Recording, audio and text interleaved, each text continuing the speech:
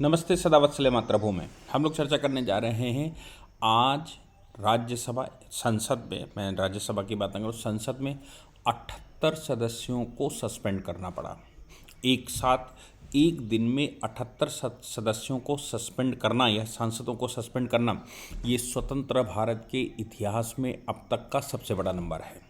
और इससे पहले 63 सदस्यों को 63 मेंबर्स को एक साथ सस्पेंड किया गया था जब राजीव गांधी का बजट सेशन आ रहा था 1989 में।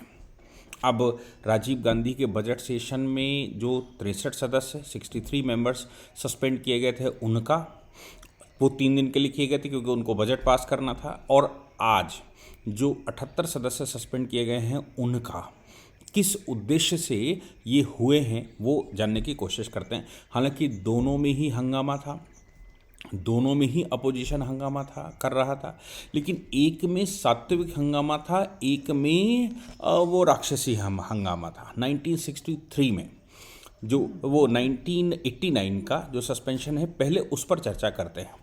हुआ क्या, 1984 में हम सबको याद है इंदिरा गांधी का 84 में 84 जहाँ तक मुझे याद है, इंदिरा गांधी का एसेसिनेशन हुआ था। इंदिरा गांधी के एसेसिनेशन के बाद राजीव गांधी प्रधानमंत्री बने।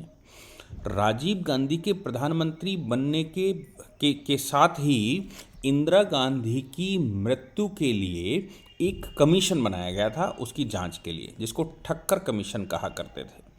ठक्कर कमीशन की रिपोर्ट आ चुकी थी। ठक्कर कमीशन की रिपोर्ट को रखने के लिए अपोजिशन यानी कि उस समय की भारतीय जनता पार्टी ऊधम मचा रही थी और ये कह रही थी अपोजिशन कि इंदिरा गांधी एसेसिनेशन का मतलब होता है कि उस समय के प्रधानमंत्री का सीट पर रहते हुए एसेसिनेशन। उससे पहले 2 ही प्रधानमंत्री सीट पर मारे गए थे, लाल बहादुर शास्त्री और दूसरा इंदिरा गांधी। राजीव गांधी भी मारे गए हैं तो वो सीट पर नहीं मारे गए, वो केवल एक सांसद थे। इंदिरा गांधी की मृत्यु का जो कमीशन बैठा था, यानी कि उनके एसेसिनेशन की जांच करने के लिए एक जुडिशियल कमीशन बैठा था, उसको ठक्कर कमीशन कहा जाता था। ठक्कर कमीशन की रिपोर्ट में आडवाणी जी ने उस समय ये चार्ज लगाए थे कि ठक्कर कमीशन की रिपोर्ट, क्योंकि इसलिए मैं इसको इंटरवीन करके बीच में बता रहा हूँ क्योंकि भारत में कुछ भी सीक्रेट नहीं, nothing is secret in India. Bharat में सीक्रेट नाम की कोई चीज़ नहीं है। भारत में जो कहता है कि सबसे सीक्रेट है वो ज़रूर पब्लिश हो जाती है, क्योंकि सरकारों में तो वही लोग रहते हैं और जो कर्मचारी वर्ग रहता है, जो एडमिनिस्ट्रेटिव मशीनरी रहती है, जो सेक्रेटरीट रहता है, वो तो वही रहता है।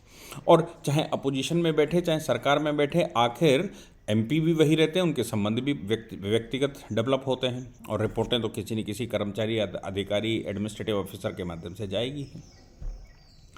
इसलिए यहाँ पर ये बात इम्पॉर्टेंट होती है कि वो कमीशन की रिपोर्ट लीक कर गई थी। आडवाणी जी ने आरोप लगाया था, आडवाणी जी ने इस बात का खुलासा किया था और ये कहा था कि इंदिरा गांधी के एसेसिनेशन में जो सबसे बड़ी कॉन्स्पिरेसी का नाम आता है वो इंदिरा गांधी के सचिव धवन का आता है और दूसरा सोनिया गांधी का आता है। यानी कि सोनिया गांधी और इंदिरा गांधी के ऊपर, सोनिया गांधी और धवन के ऊपर उस समय प्रश्न चिन्ह लगाया गया था कि इंदिरा गांधी के मर्डर में ये सबसे बड़ी भूमिका में थे।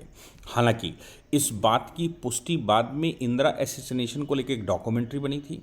वो डॉक्यूमेंट्री उस समय आयरलैंड में पब्लिश हुई थी। पीटर उत्सुनोव नाम का एक पत्रकार था। पीटर उत्सुनोव जो पत्रकार था वो बीबीसी की तरफ से आया, वो एक डॉक्यूमेंट्री बनाने आया था। वो पत्रकार ने इंटरव्यू इंदिरा गांधी का गाड़ी में लिया था जब इंदिरा गांधी के ऊपर हमला हुआ और 33 गोलियां या उससे अधिक लगाई गई, तो फिर उनको ले जाना था राम मनोहर लोहिया हॉस्पिटल, जो कि बिल्कुल नज़दीक है प्राइम मिनिस्टर हाउस से उस समय के। लेकिन उनको घुमाकर ले जाया गया हयात के रास्ते से एम्स, यानी कि ज़्यादा समय लगे। उस दौरान उस गाड़ी में सिर्फ 3 लोग, चौथा ड्राइवर रहा होगा। उन 3 लोगों में सोनिया जी, उन 3 लोगों में पीटर उत्सुनोव और इंदिरा गांधी का सचिव धवन, जो कि अभी तक बहुत लंबे समय तक इनका सचिव रहा। वो 3 लोग उस गाड़ी में थे। तो पीटर उत्सुनोव ने इंटरव्यू लिया था और उस समय भी सोनिया गांधी के ऊपर प्रश्न खड़ा किया गया था पीटर उस्तिनोव के द्वारा। बाद में भारत सरकार एक्टिव हुई और एक्टिव होने के बाद आयरलैंड सरकार से बात करने के बाद उसको वहाँ पब्लिश करने से रोका गया था। आप सोचिए कि इंदिरा गांधी का असैसिनेशन के बाद जो उनका इंटरव्यू हुआ था या जो उनका स्टेटमेंट लिया गया था गोली लगने के बाद, वो स्टेटमेंट आज तक पब्लिश नहीं हुआ। ठक्कर कमीशन की रिपोर्ट भी आज तक पब्लिश नहीं हुई। तो 1989 में उस समय की अपोजिशन बीजेपी ये कह रही थी कि ठक्कर कमीशन की रिपोर्ट पब्लिश करो, इसलिए वो सब संसद में आ गए थे, इसलिए वो सभासद के पास पहुंच गए। तो लोकसभा में उस समय 60 सदस्यों को एक साथ निलंबित कर दिया गया था, क्योंकि बजट पास करना था। राजीव गांधी बजट के बगैर कैसे काम चलेगा, तो 3 दिन के लिए उनको सस्पेंड करके बजट पास किया गया था। 3 सदस्य राज्यसभा में भी सस्पेंड किए गए थे। ये पूरी स्टोरी उस समय की है। आज जो हुआ वो इसलिए हुआ क्योंकि 45 सदस्यों को 45 मेंबर्स को राज्यसभा के सभापति माननीय जगदीप जी धनखड़ ने एक साथ सस्पेंड कर दिया। और मामला क्या था? आज का मामला ये था कि जम्मू कश्मीर का जो संशोधन विधेयक पार्लियामेंट में रखा गया था, लोकसभा से पास हो गया था, जो विधानसभा राज्यसभा में लाया गया, उसको पास होने की बजाय ये लोग हंगामा कर रहे थे। अब उस हंगामे के पीछे कोई ना कोई कारण तो ढूंढ ही लेते हैं, लेकिन मुख्य कारण जम्मू कश्मीर का एक तो डिसीजन आ गया, और डिसीजन के दौरान ही जम्मू कश्मीर का विधेयक भी पार्लियामेंट में अमित शाह जी का स्टेटमेंट चल रहा था दोनों हाउसेस में, तो वो आज पास होना था। जम्मू कश्मीर को और पुडुचेरी को लेकर उसमें महिलाओं की ज़्यादा रिप्रेजेंटेशन हो, ज़्यादा भागीदारी हो, और वहाँ जो पुनर्गठन विधेयक, उसका जो डिलिमिटेशन का विधेयक चुनाव करवाना है, आखिर सुप्रीम कोर्ट भी कह रहा है, वो विधेयक राज्यसभा में पास होना था। लेकिन ये लोग सभापति के पास तक पहुंच गए, ऊधम मचाने लगे। लोकसभा में तो और ज़्यादा ऊधम मचाने लगे, कुछ लोग तो लोकसभा स्पीकर के मंच पर चढ़ गए। तो क्या विषय था? विषय ये था कि संसद में जो लोकसभा में 3 सदस्य कूदे थे, 2 सदस्य कूदे थे, वो दो विजिटर्स कूदे थे, और वो कूदे किस तरफ थे? वो कूदे भारतीय जनता पार्टी की साइड में नहीं कूदे थे, जहां भारतीय जनता पार्टी यानी कि सत्ता बैठती, वो कूदे थे अपोजिशन साइड में, जहां पर विपक्षी बैठते हैं। तो इसके पीछे की अभी जांच बाकी है कि आखिर कौन इसमें दोषी है। दोषी अपोजिशन है या फिर दोषी भारतीय जनता पार्टी के लोग हैं। लेकिन क्या ये नहीं संभव है कि कुछ गड़बड़ लंबी हो? हालांकि पुलिस ने अपनी रिपोर्ट ये लगाई है कि ये बहुत बड़े स्तर पर, पुलिस ने अपनी रिपोर्ट में बताया है कि बहुत बड़े स्तर पर इस मामले में सिक्योरिटी ब्रीच हुआ है, और उस सिक्योरिटी ब्रीच को लेकर बहुत बड़े स्तर पर वो करना है कैसे, और उस पर बहुत पीछे से बहुत कुछ हो चुका है। क्या करें, क्या समझा जाए, ये अभी पुलिस अपनी रिपोर्ट लगा रही है, और ये कह रही है कि नहीं भाई, इसमें बहुत बड़ा षड्यंत्र हो सकता है। प्रधानमंत्री जी ने भी कहा है इसमें बड़ा षड्यंत्र हो सकता है, इसकी जांच होगी। उस पर एक पैनल बना दिया गया है, गृह मंत्रालय उस पर जांच कर रहा है। लोकसभा के स्पीकर की, चूंकि सिक्योरिटी लोकसभा के स्पीकर की रहती है लोकसभा में, इसलिए लोकसभा के स्पीकर ने गृह मंत्रालय को लिखा, गृह मंत्रालय उस पर जांच कमेटी बिठा दी है, और उस पर गहराई से जांच होनी चाहिए। अब जांच होने से पहले ये लोग जम्मू कश्मीर का विधेयक पास ना हो सके, पुडुचेरी में महिलाओं का रिप्रेजेंटेशन सही ना आ सके, जम्मू कश्मीर में रिप्रेजेंटेशन सही ना आ सके, और पुनर्गठन ना हो सके, या सीटें ना बढ़ाई जा सकें, डिलिमिटेशन को पास ना किया जा सके, इसके लिए व्यवधान पैदा कर रहे थे। और व्यवधान इस लेवल पर पैदा किया गया कि किस प्रकार से सब भंग कर दिया जाए, मतलब ये पास ही ना हो पाए।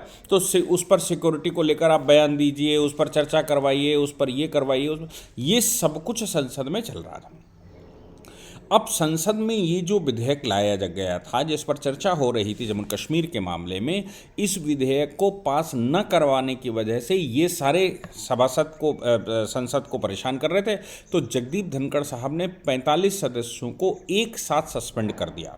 उनमें से 30 सदस्य तो उन्होंने ऐसे सस्पेंड किए हैं जिनके लिए, और 30 सदस्य या उससे ज़्यादा हो सकते हैं, 30 सदस्य की चर्चा की जा रही है, 30 सदस्य ऐसे सस्पेंड किए जिनको अगले 30 दिन के लिए रेस्ट ऑफ सेशन के लिए सस्पेंड कर दिया जाए, क्योंकि ये बाधा के अलावा कुछ करते ही नहीं। बाकी 11 सदस्यों की अभी स्कूटनी चल रही है, 3 सदस्यों की स्कूटनी या 4 सदस्यों की स्कूटनी इस बात की चल रही है कि जो प्रिविलेज कमेटी है उसकी रिपोर्ट आ जाए, तब तक के लिए सस्पेंड किया जाता है। यही हाल लोकसभा में हुआ।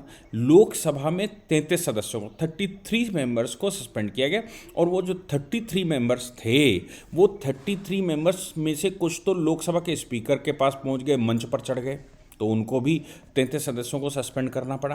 बाकी का जो जो हिसाब किताब है वो उनकी अपनी अलग बात है। लेकिन अभी ये रिकॉर्ड संसद का बन गया है कि 78 सदस्य, ये किसी भी एग्ज़ाम में आ सकता है, किसी भी कंपटीशन में पूछा जा सकता है कि मैक्सिमम कितने, तो मैक्सिमम 78 हो गए। और इससे पहले मैक्सिमम 63 थे जो 1989 में थे, अभी 78 हो गए हैं। और जम्मू कश्मीर का और पुडुचेरी का जो विधेयक पास करना था वो पास हो गया। आगे क्या होगा वो तो सभापति ही तय करेंगे। लेकिन अभी दोनों के उद्देश्यों को मैंने बताया कि दोनों का उद्देश्य क्या है। आज भी ठक्कर कमेटी की रिपोर्ट पब्लिश नहीं हुई है, ये ध्यान रखने की बात है। जिसमें इंदिरा गांधी का असैसिनेशन हुआ था उसकी रिपोर्ट आज तक पब्लिश नहीं हुई। कहाँ गई, क्या हुआ, ये उस समय की सरकार खा गई। और जो दोषी थे बाद में उन्होंने सरकारें भी बना ली, वो लंबे समय तक राजनीति भी भारत में कर ली। आगे की जब कोई सूचना आएगी तो फिर से हम एक बार इंटरेक्ट करेंगे। जय हिंद, जय भारत, वंदे मातरम।